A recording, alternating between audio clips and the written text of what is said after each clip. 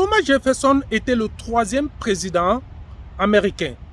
Avant de devenir président américain, Thomas Jefferson fut le tout premier secrétaire d'État américain pendant l'administration de George Washington, qui était le premier président américain. Puis, Thomas Jefferson deviendra le vice-président américain pendant l'administration de John Adams, qui était le deuxième président américain. Thomas Jefferson est le père de la déclaration de l'indépendance américaine.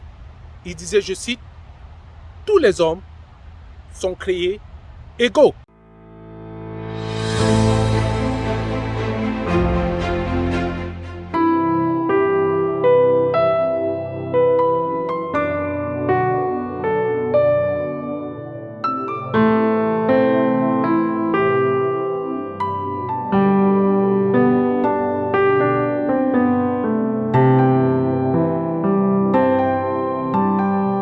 Il n'y a pas d'histoire américaine sans l'histoire afro-américaine, déclarait Sarah Clapin, directrice exécutive du Centre de recherche et de la politique antiraciste de l'Université américaine de Washington, D.C.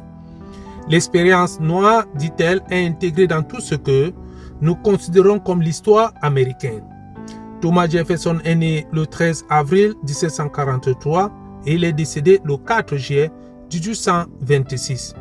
Il était diplomate, avocat, architecte, philosophe, puis troisième président américain de 1801 jusqu'à 1809. C'est en 1768, avant d'être président des États-Unis d'Amérique, que Thomas Jefferson va commencer à bâtir sa résidence et donnera le nom de Monticello, qui veut dire petite colline en langue italienne.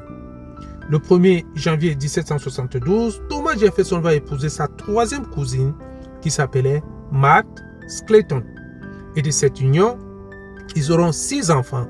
Et quelques mois après la naissance de leur dernier-né, Marthe Jefferson va mourir le 6 septembre 1782. Et au chevet de son lit, peu avant sa mort, Marthe va demander à Thomas Jefferson de ne plus jamais se marier, car elle ne supportait pas qu'une autre mère puisse élever ses enfants.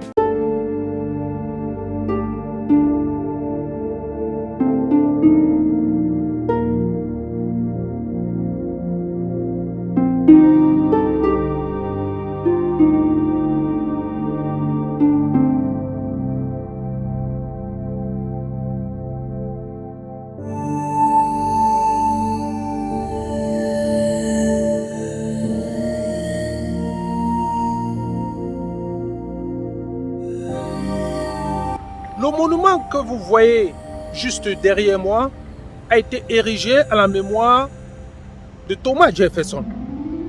Et à l'intérieur, on peut lire le préambule de la déclaration de l'indépendance américaine.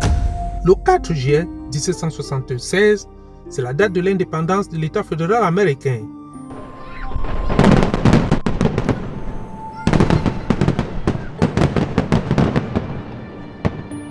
Et c'est Thomas Jefferson qui était chargé d'écrire la déclaration de l'indépendance américaine.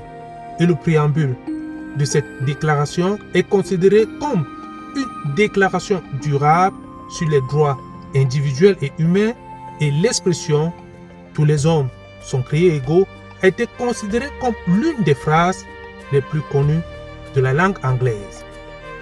Thomas Jefferson avait plus de 600 esclaves venus d'Afrique. Et pour la petite histoire, il aura même une liaison avec une jeune esclave après la mort de son épouse.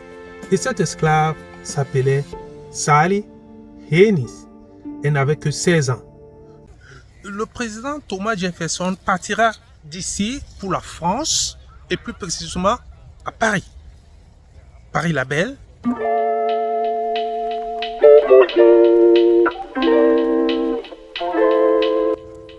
Paris des Amours.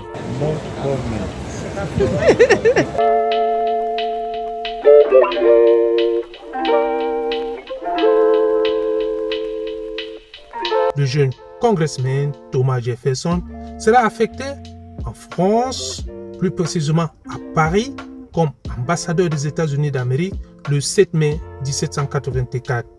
Et au mois de juin 1797, Jefferson va envoyer chercher sa fille survivante, Polly, âgée de 9 ans, accompagnée bien sûr de la jeune esclave de Monticello, Sally Hemings, à Paris. Puis, le grand frère de Sally Hemings viendra aussi à Paris. Il s'appelait James Hemings. Et James Hemings viendra à Paris pour apprendre à faire de la cuisine française. Et de cette union longtemps cachée entre Thomas Jefferson et Sally Hemings, ils auront donc 6 enfants.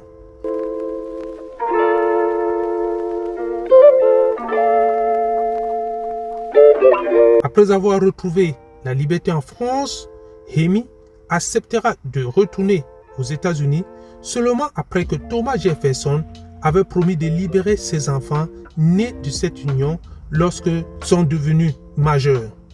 Sally Hemings a eu au moins 6 enfants avec Thomas Jefferson. 4 ont survécu jusqu'à l'âge adulte. Après les négociations, Jefferson va libérer tous ses enfants.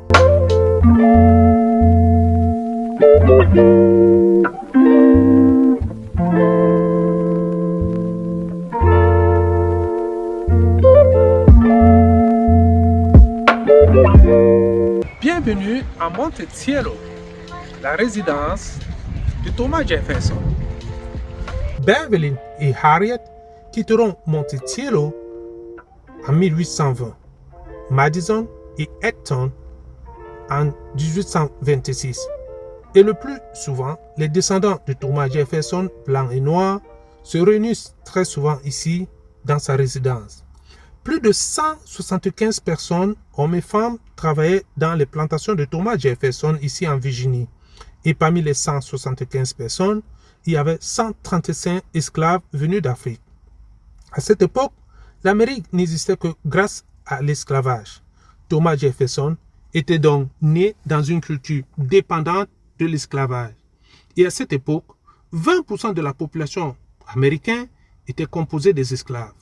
Près de 600 esclaves vivaient ici, à Monticello, dans ce bâtiment.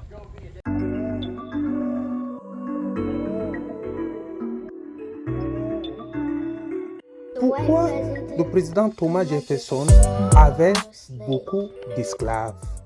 Chaque jour, leur métier, c'était de faire de l'agriculture. Alors, ces esclaves, ils venaient donc ici, ils partaient de là-haut et ils venaient ici pour faire les champs. Ils suivaient les choux, les tomates, etc. Monticello, c'est un domaine.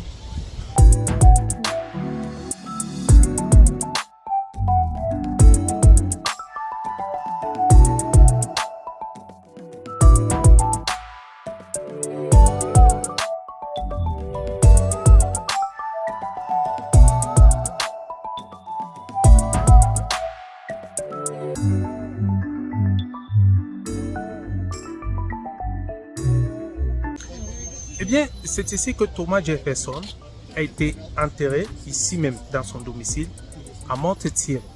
Et les descendants de Thomas Jefferson sont aussi enterrés ici.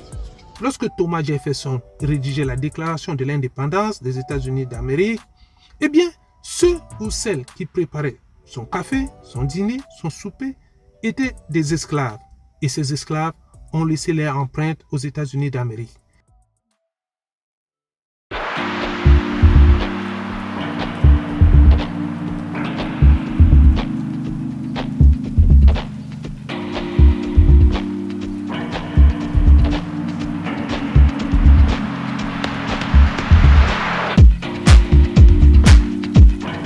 Les esclaves venus d'Afrique ont participé à la construction de la Maison Blanche, au Capitol Hill, mais surtout la résidence du père de la Déclaration de l'indépendance des États-Unis d'Amérique, ici à Monticello.